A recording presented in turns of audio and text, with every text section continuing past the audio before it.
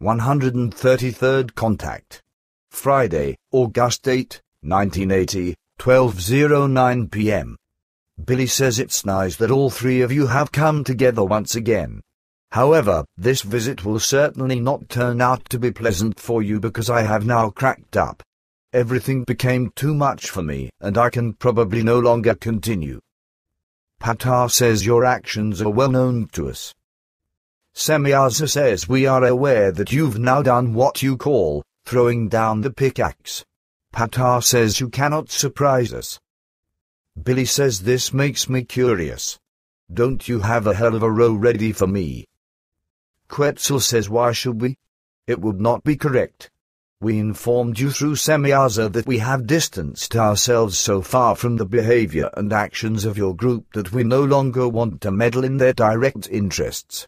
This is, on the one hand, for the reason that we want to retain our integrity before the further false judgments in regards to the determinations and analyzation possibilities of the Earth people, and on the other hand, however, because we cannot understand the ways of thinking and behaving of the group members in their confusion, instability, and unreasonableness.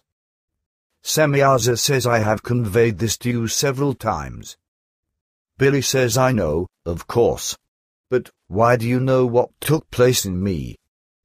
Patar says that is very simple. After you had demonstrated your problems to my daughter Semyaza, we decided, after a departure from the control disk, to consider your problems personally at very close range, which is why over the last few weeks we secretly tried to observe the center and the group members. What we found exceeded our worst expectations because disputes, disagreements, and quarrels appeared in the worst forms. The impact of you resigning as head of the whole has produced the absolute inability of all group members to lead the center or the group in even the slightest concerns. Malicious terms of abuse, aggressiveness, selfishness, egoism, hysteria, jealousy, and lust for power have appeared so intensively among the various group members that a unification and harmonious coexistence among them will never be possible if drastic measures are not used and enforced. It has become clear through our inspection that very many emotional and negative factors are embodied in the individual group members so much that they want to live purely selfishly and subjugate the other group members to themselves. However, it has also been revealed by our observations that the majority of group members live in the delusion that they are able to be self-thinking and decisive. However, these abilities are far removed from them. Within this delusion, however, is also buried the delusional idea that they would exhibit good leadership qualities, but this lacks any reality. Truly, there is not one single group member who can lead or manage the center, quite apart from guiding and directing the group and its tasks and obligations. Afterward, however, they give the impression that they would be capable of these strengths, which is contrary to the truth, nevertheless. Also, this will have the opposite effect on interested parties because, as we determined, visitors will probably be misled through selective words and gestures, which will paint for them a false picture of reality and truth. Truly, the nice word makers are unhappy in themselves, unbalanced, and wrapped in darkness, which is why they are contentious in themselves, power-driven within the circle of the group members, and otherwise degenerated into many other emotional issues. Their lust for power, selfishness, aggressiveness, as well as their jealousy and their hysteria, etc. will ensure that they won't accept or receive any advice from your side, but that despite your advice and explanations, they will continue to act merrily after their own poorly thought out and illogical notions, which will then inevitably lead to failure. All wrong thoughts of the group members lead to the fact that they are constantly thinking of being able to achieve the right results and objectives through their own decisions. At the same time, they do not notice that they disregard your advice that you reach through logical thinking. Neither do they notice that on their wrong path, they head towards new misfortune or new failure. Billy says with the people of the earth, thinking is simply a matter of pure luck and is rarely successful. Quetzal says I must register your words because they combine the facts very carefully. Billy says thus, I did the right thing in that I have surrendered, at least for the time being. Patar says your determination is accurate. The High Council also decided thus. Billy says it knows of this.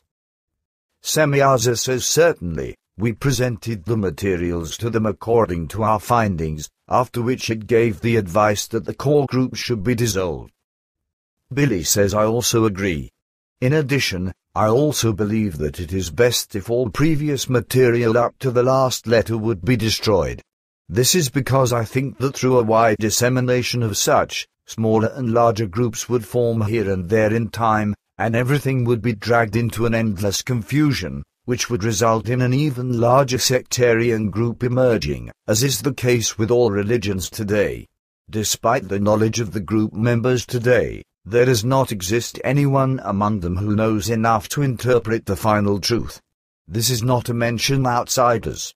It is not possible in the group that one could still reveal deeper truths because they don't understand on the one hand or abuse them on the other hand. It's gone so far that outsiders, affected by the group members from the top down and treated as being stupid, have more intensively studied the teachings than even the group members themselves, which is why these outsiders are encountering truths and matters that the group member has not even dreamed about. This has given me a long time to think. Out of everything that is done, only rarely is it what I arranged or proposed. The ordinal rules given by you were not obeyed practically, and neither were the commandments as given by the Decalogue. So, all of the other writings are not noted, let alone that these are followed. For instance, a group member is, even today, only at about the 70th contact report. No more has been read as of yet, let alone studied. The silly excuse for this is that there simply remained no time for reading, etc., but there are still countless other failures, so I have temporarily surrendered because I simply see no sense in a continuation of the mission under such circumstances. That's why I am also sure that all the material up to the last letter should be destroyed. And for this reason, I must say that it would probably not make any more sense for us to search for a new beginning in America or in another country once again. Patar says such a new beginning, if it cannot be created in the center, would also find no success in another country. A real success of this kind requires that the group members change themselves by any necessary means and truly turn to the goals.